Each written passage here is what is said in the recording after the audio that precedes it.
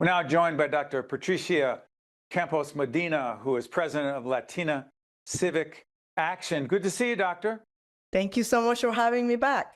Now, put me on the spot right now. You said I could call you Patricia, but the real appropriate way to pronounce your first name is? Patricia. I like how you said it better. So, you can do it, Steve. I know. And listen, you were the vice chair of the Mikey Sherrill for Governor campaign. Do you admit under oath that you helped the new governor to learn to speak Spanish as effectively as she did? We gave her some tips of things that she should do and say that will make her seem, interested in part the Latino community, and she took it on and then expanded on it because she's a quick learner and she really enjoyed speaking Spanish. Yeah, and she has a whole challenging agenda to deal with. Let's do this. We'll talk about government, doctor, and policy in a second that the new governor faces. Why do you think? Give us a short version. Donald Trump in 2024 won the Latino vote with 56% of the vote. And in 2025, Mikey Sherrill, the Democrat, had well over 50%. Am I correct? Yeah. Yes, over 56% of the vote, with a margin of 68% of those Latinos voting for her. It's amazing. What happened? Oh, wait, hold on. I got that wrong. 68% of Latinos. 68% of Latinos voted for Mikey Sherrill for governor.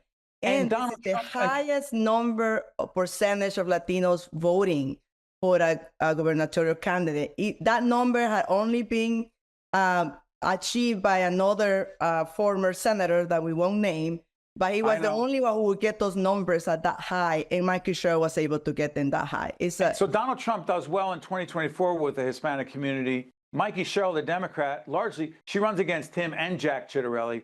What are some of the main reasons why Governor Sherrill did so well, then candidate Sherrill, with the Hispanic community? First of all, from the beginning of this campaigning, I was proud to endorse her back in January. So I spent 10 months with Mikey Sherrill traveling up and down the state. And we were very focused that what we needed to do was to understand what were the concerns of Latinos on the ground, what they wanted to hear, and then build relationships on the ground so that they could get to know her. And we knew from the beginning that New Jersey Latinos were as concerned about the economy as all of New Jerseyans. And so as we needed to focus on giving them solutions to their economic concerns. And I think that that's how Mikey Sherrill was disciplined all along in this campaign, because she understood that you do not talk to Latinos in any other different manner that you talk to suburban voters. So urban voters, people want solutions, and she was focused on doing that. But then we did something that we needed to do better than 2024, and that was to build relationships on the ground, to create a network of leaders that believed in Mikey and wanted to help her succeed. And that's what we spent the time during the primary doing. So when we got to the general, we already had a network to build upon so we can build the infrastructure for getting out the vote. Okay, now, where does immigration, the role of ICE, and mass deportation fit into this equation regarding the Latino vote? Latinos, first and foremost, were concerned about their economic realities. They are being crushed by economic concerns about their businesses not having enough access to loans, their kids not being able to get jobs, their communities feeling unsafe. So when Donald Trump in 2024 promised them solutions to those issues, they took a chance. And they said, oh, he's not going to do what he's saying he's going to do. He's going to get rid of the criminal elements in our communities, which all of us are concerned about the criminal elements in our community. So they listened to that because in 2024 and prior to that, Democrats were not really talking about how the Democrats were going to solve their economic concerns. We failed in the communication, but we also failed in actually creating an infrastructure to get out the vote. I always say, and I'm a broken record on this in New Jersey politics, that what the Democratic Party have failed to do in the last 10 years was to keep the local leaders engaged and to create the DOTV infrastructure to get the vote out. To get out the vote, right. To get out the vote. Democrats voted by staying home. It's not that they voted in great numbers for Donald Trump. It's that a lot of Latinos stay home in 2024. So what we needed to do, and I understood it very clearly, and this is what the approach that we took on the Mikey Sherrill campaign, is that we needed to give Latinos a reason to come out and vote. And that's how we took back the gains of the Republican Party in places like Passaic. We actually, with the support of the Democratic Party, with the support of the DNC, and with the support of national organizations like Unidos U.S. Action, we actually built an infrastructure through communication, through Get Out the Vote, through a field program in which we were talking directly to Latinos and telling them, this is what Mikey Sherrill will do for your economic concerns, and she will protect the constitutional rights and the civil rights of everyone in New Jersey, including your immigrant neighbors. Because what Trump did was to lie to Latinos that he was going to fix their economic problems. And he was only going to get rid of the criminals, immigrants, but he actually began to terrorize everybody. Professor, let me push back on this. When the president was pressed on this, I believe by Norah O'Donnell at 60 Minutes, he said, when she said, look, you said you were going to go after the criminal element of those who are here, undocumented. He said, yeah, we are. They're undocumented. That's against the law. De facto, they're criminals. You're shaking your head. Why? Looking for a job. What Donald Trump has done is actually working has become a crime.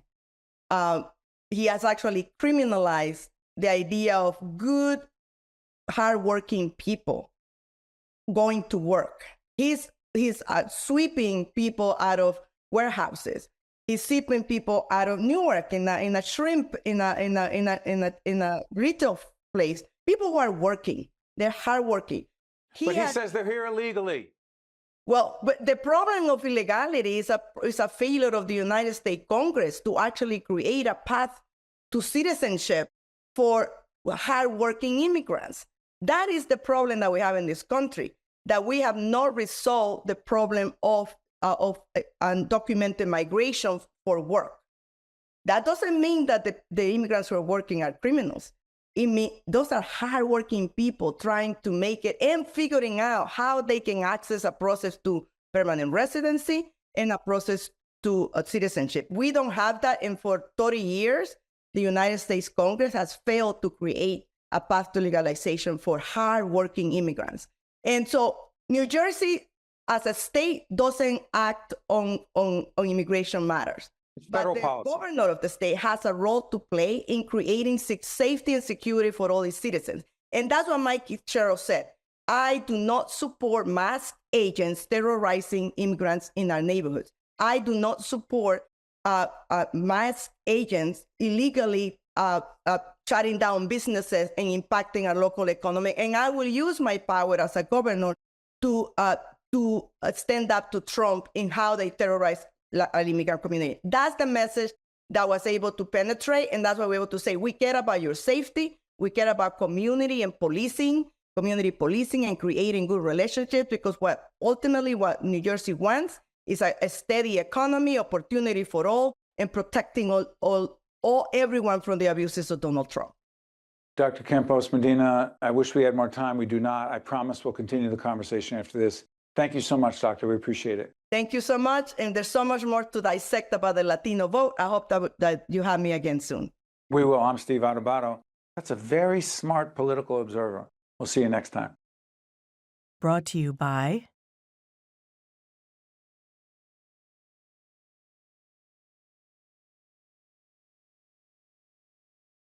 From cell therapy to robotic surgery, we're building a world where complex diseases are treated, prevented, and cured. And where solutions are personal. We are Johnson & Johnson.